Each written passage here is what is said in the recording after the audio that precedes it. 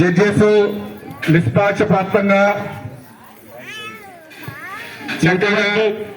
ఎటువంటి ఇబ్బంది లేదు. Judges decision last. మీరు ముగ్గురు దగ్గర ఉంటే చాలా ఇబ్బందిగా ఉంటుంది జడ్జెస్ కి.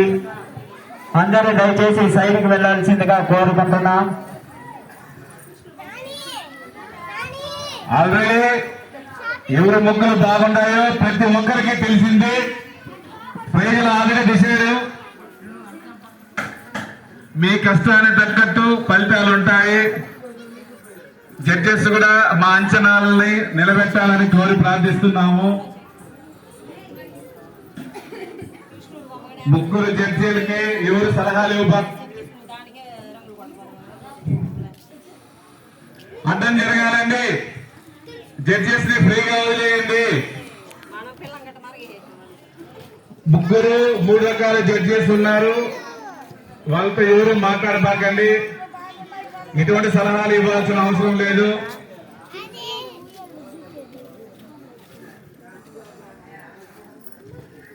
ఇప్పుడు మనం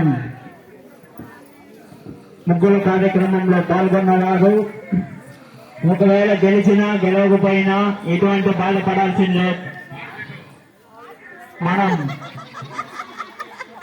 పోటీలో ఉన్నామా లేదా అనేది మాత్రమే చూసుకోవాలి.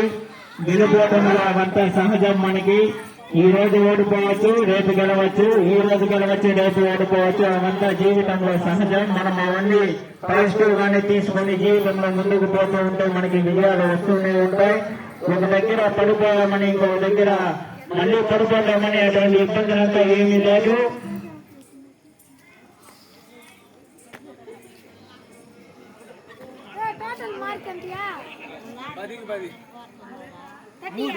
ముప్పైకి యావరేజ్.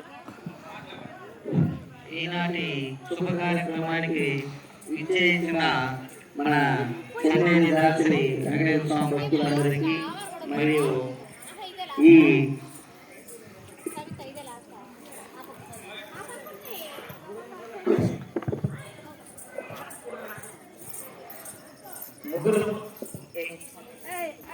ముగ్గురు పోటీ కార్యక్రమానికి ఆల్మోస్ట్ అందరూ జడ్జిలు రిపోర్ట్ సేకరించారు. ఇంకొక 2-3 నిమిషాల్లో రిపోర్ట్ సేకరణ. హలో జడ్జి,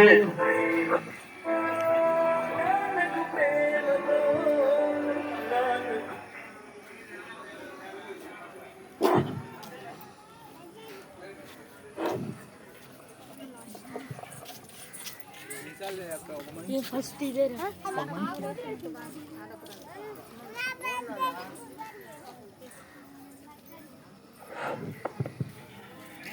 పూజలవా ముగ్గు చూసుకుంటారా? పూజలవా లేదా మొత్తం ఎట్టుకొని వచ్చి.